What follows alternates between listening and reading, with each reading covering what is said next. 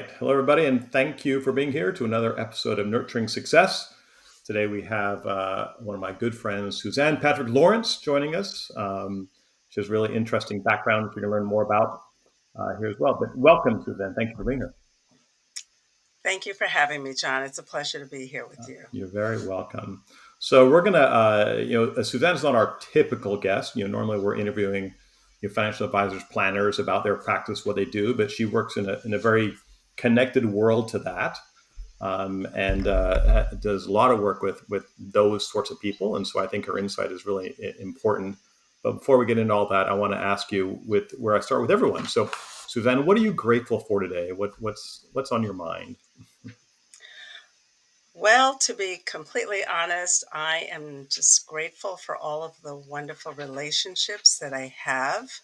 I've got, fantastic, loving family members, Yeah. friends, colleagues, clients. Really just, I feel so blessed to have so many wonderful people and very strong genuine relationships that I've had, for so many decades, and I'm just never taking that for granted. I love that, right? So, I mean, we get so much from the relationships we have. They're critical to our joy every day and what keeps us going and the purpose in life and the rest of it. So that was really well said. Thank you for sharing it. Um, Absolutely. so, when we first met, you were part of the Financial Planning Association, and I got to know you through there. And a lot of the work you were doing was sort of helping advisors figure out how to market their practices and so forth. And you've expanded your business since then into other areas, which are fascinating. But tell me kind of what your focus is today, and what your business does, and what you're enjoying doing to help people out in the world. Absolutely. So, my firm is called Advisor Business Solutions. I'm the CEO and the founder.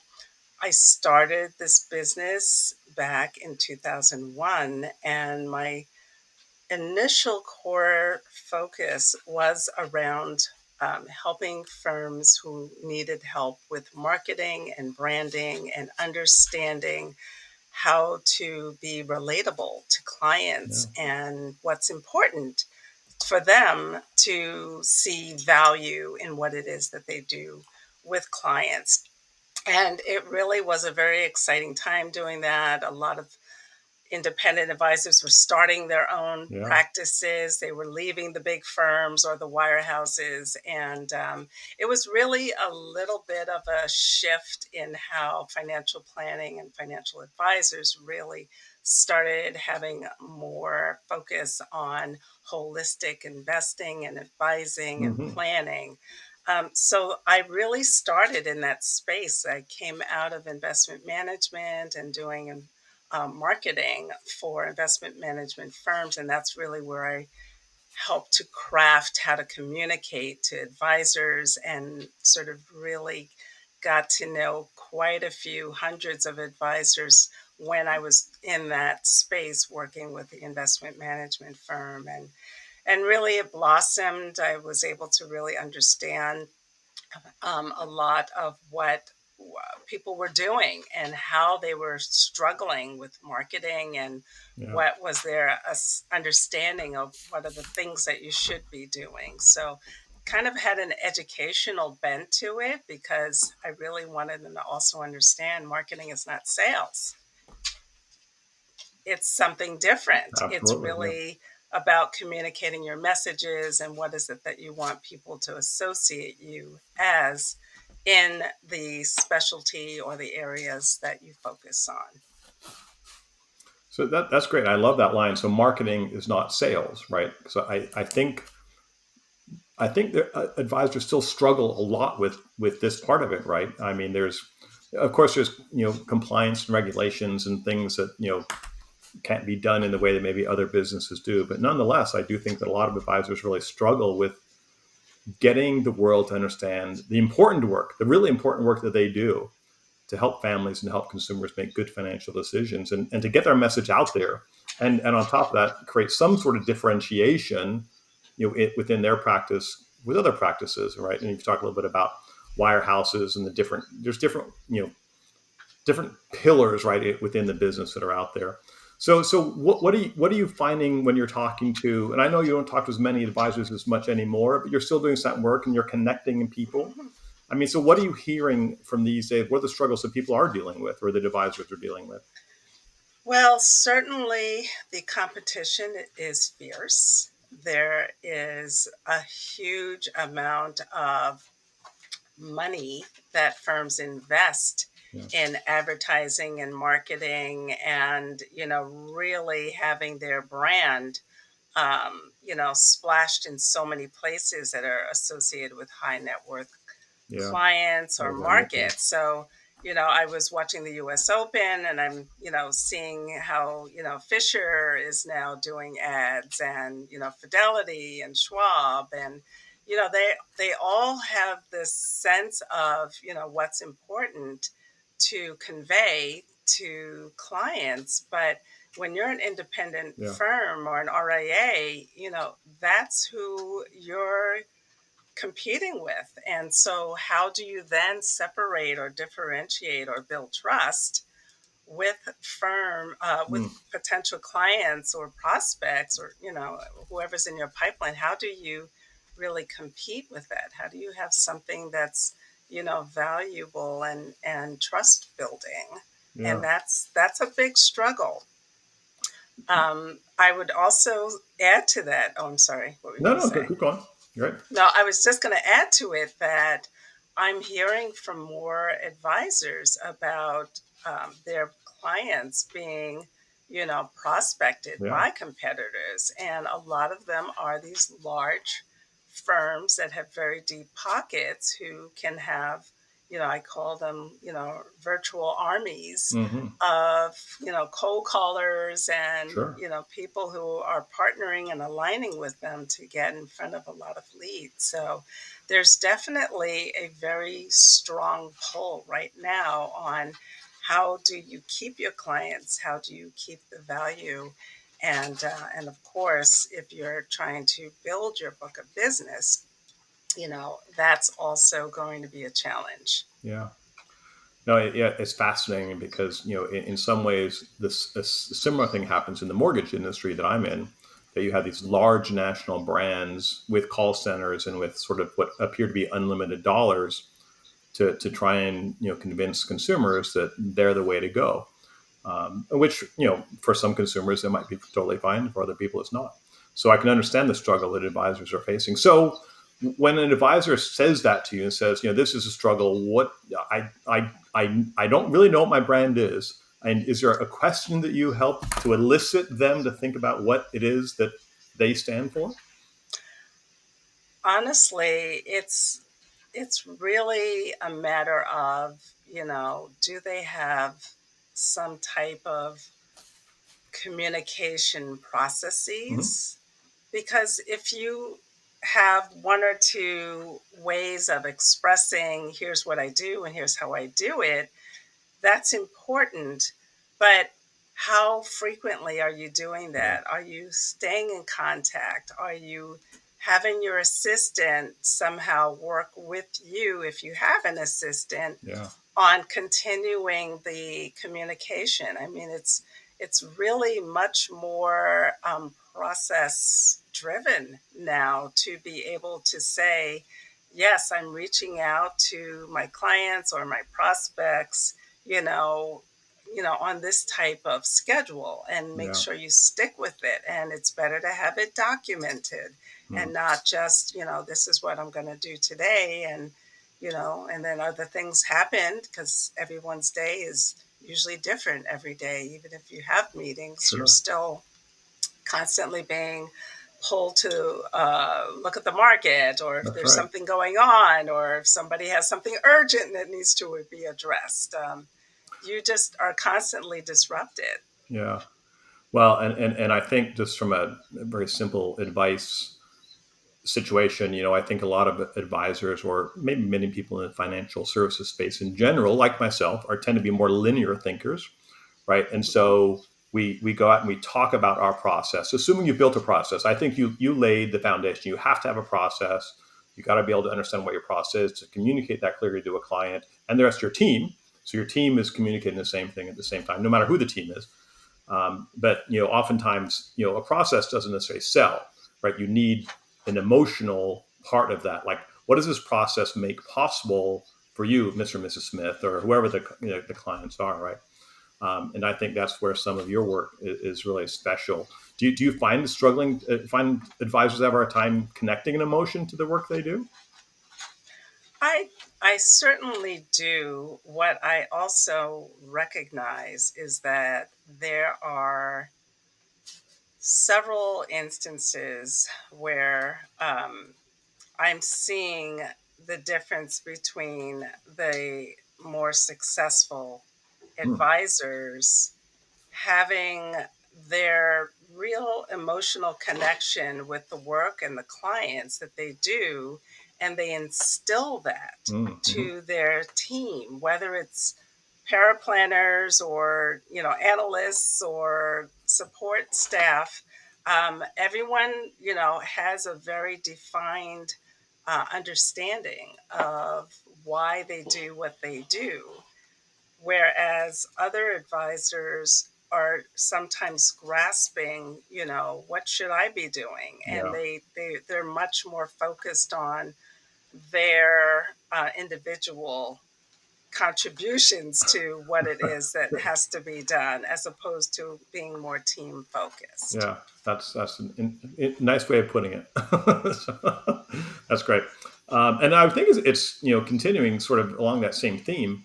When a consumer, especially I'll call it a next gen, and I'll talk about anyone that's sort of in the earlier stages of building wealth, right? And they've grown up in a slightly different way, a more digital world, and it's easy for them to go to you know I'll call it a robo advisor for lack of a better term, because there's a lot of platforms now where you can do trading and do other things and create some pretty sophisticated plans. I've done some of it and they're really good, right? Hmm. And so I think if you can't create and define your emotional value to a prospect and a client, then they're going to default to what's easy because that's what they know, right? And so they're also competing with that aspect of it, right? And I have no idea how you overcome that, other than it's the same question, right? Is still the emotional part and the work you do. How do you help the client live a better life and create success for themselves, right?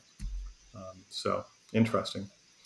One of the other things that you've been doing a lot of lately, or we're doing more of, and you could bring me up to speed, is sort of helping with what we'll call succession planning, right? And so firms, unfortunately, a lot of financial services folks look kind of like me, right? They're in their 50s and 60s. They've been around a long time. They tend to be white.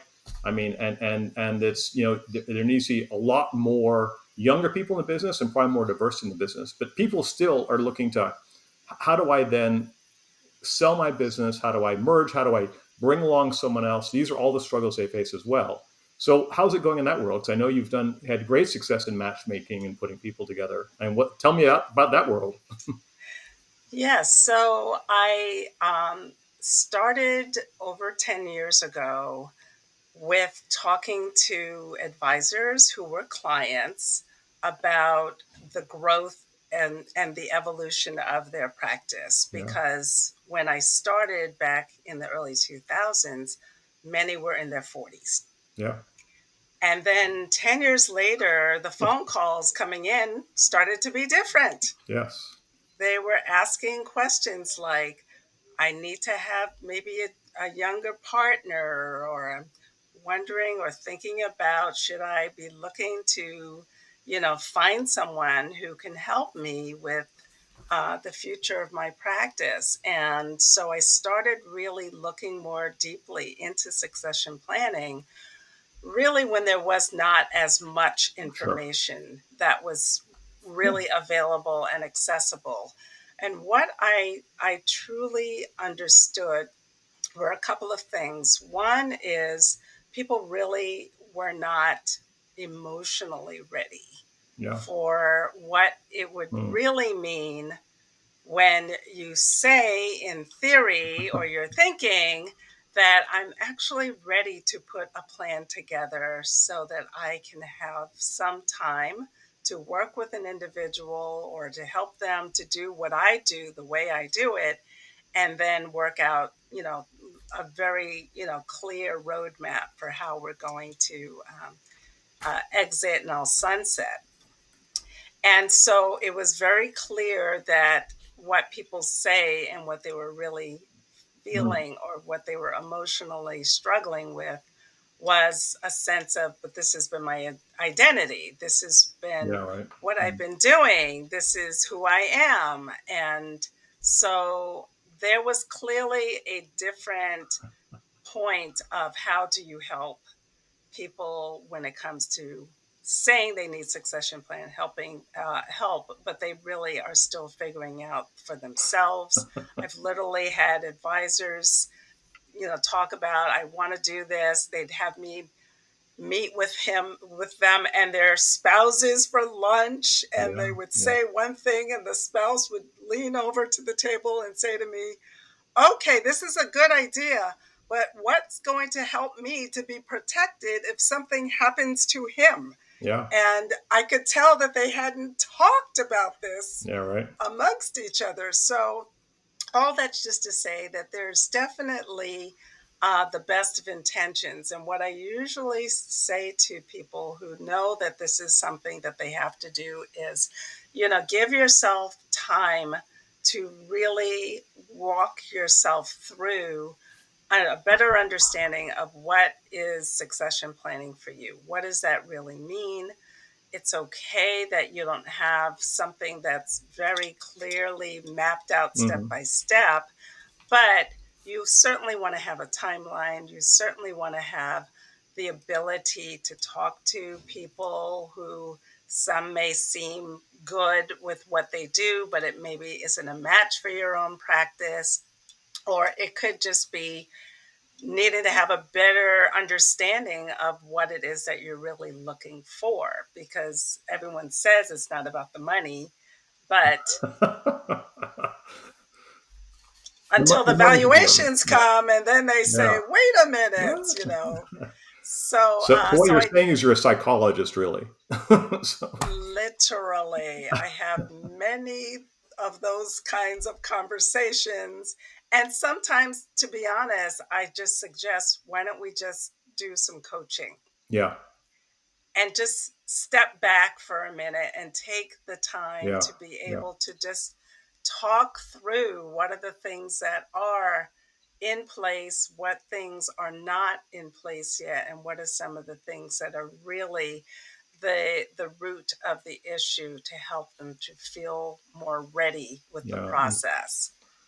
Interesting. So you're meeting them where they are because some may Yes. be further along on the path. You call it a roadmap, and so you might be helping them with that roadmap at some point. But they're starting at different places. Some are probably very clear. Others have no clue what they want to do, and then they might even discover, well, I guess I don't really need. Maybe they're going to continue on until they die at their desk. I hate to say that, but that's what happened, right? That's not an uncommon thing to say or to happen in the industry. And literally this has been, pretty much from 10 years ago to, where we are Yeah, yeah, today. I still look at the statistics, the, average percentage of people who have written documented succession plans is less than 50%. yeah, yeah, And it's even lower for advisors who are close to retirement. yeah. So it's really still a very stark contrast of, are they ready? Sure. Or what are they going to do to be ready? Right. So, and I honestly understand, but you have to be in a place where you're being very business oriented for Sure. yourself Sure. and for your staff and for your family. And sometimes, it just takes one or two other, voices in your ear to say, we really are concerned. Usually it's the clients Sure. I was going to say coming to them. it's also the clients. I'll tell you that I know clients are worried, even in my world, because Hmm. I've been doing this for 30 some years, and clients get used to talking to you. They trust you. They want to talk to you about things that are not necessarily related to the transaction today. And people did start asking, "Are you going to be around? You're helping me do this reverse mortgage today. What if I need you in 10 years?" Right? And so in my case, as you know, my son is now part of my business, and that's been fantastic. And it was thoughtful and intentional. And I know that your family's in your business too, right? So how's that going? It is going well. It certainly did bring a lot of, I'll call it, alignment Yeah, a few years ago when my son, yeah, who is previously from the HR world yeah, in a large insurance company with 300 employees. So, the work that he did wearing 12 hats in different aspects of HR, but it included, interviewing people and helping to, give them clarity on, what are their priorities and what are some of the things that they felt that they could be comfortable talking about with him.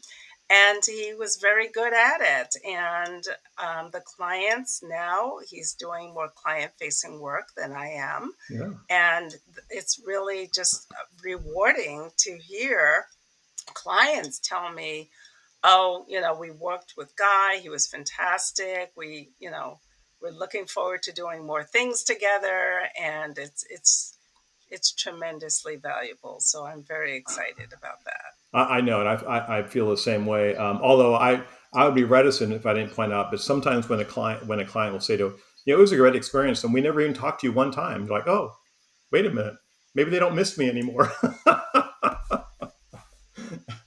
But You which should be the you have goal, right? That should be the goal. Yes, yes.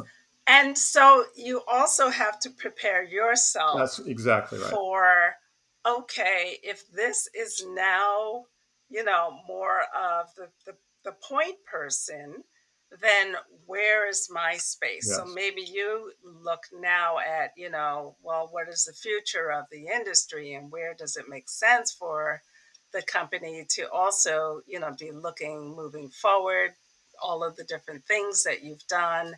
And, we have to continue to grow ourselves. Yeah. Well said. Well, this is great. Well, we're going to wrap up here pretty shortly. I will point out that all of Suzanne's information will be in our show notes. You can see, if you've listened to this for a conversation between us, that there's a lot more we could talk about, but there's a lot of expertise that she has, she brings to the table for advisors and related other financial professionals and so forth. And she has a whole other business around marketing as well, which we didn't even talk about. But you'll have links to her website and so forth, and I can testify that she's a wonderful person, a very kind, caring person, and you know, I appreciate your friendship and the chance to spend some time with you today. And we're not done yet, but thank you very much. So great. I'm going to give you the chance to have the last word and just maybe share something with anyone that might be listening to this, some message or positive thing you want us to put out in the world that'll make everything a better place. What are you thinking about today? Well, I certainly don't take this moment in time for Mm, granted. It's a time of change. It's a time of understanding new things like AI. It's a time of helping each other to either embrace these changes or to move through it in a way that you're seeing other people might be more comfortable with. It's okay that everyone doesn't move at the same pace, mm, but we all have to move forward. good. And that I feel is always going to be the bottom line. How do you move forward in a way that's good for you, but also you allow people to move forward that's best for them as well? Well, thank you. I love that. That's very well said. Well, thank you again, Suzanne, and we will talk very soon. All right. Take care and good luck with all the work you're doing over there. Thank you so much, John. It was a delight. I so appreciate you, and My thank pleasure. you. I love the topic of your podcast, Oh, Nurturing well, thank you. Yeah, Success. it's a lot of It's fun. We'll keep doing it. Don't worry. So, very good. That sounds good. all right. Lovely Thank seeing you. you. You too. Take care. Thank you. Bye bye.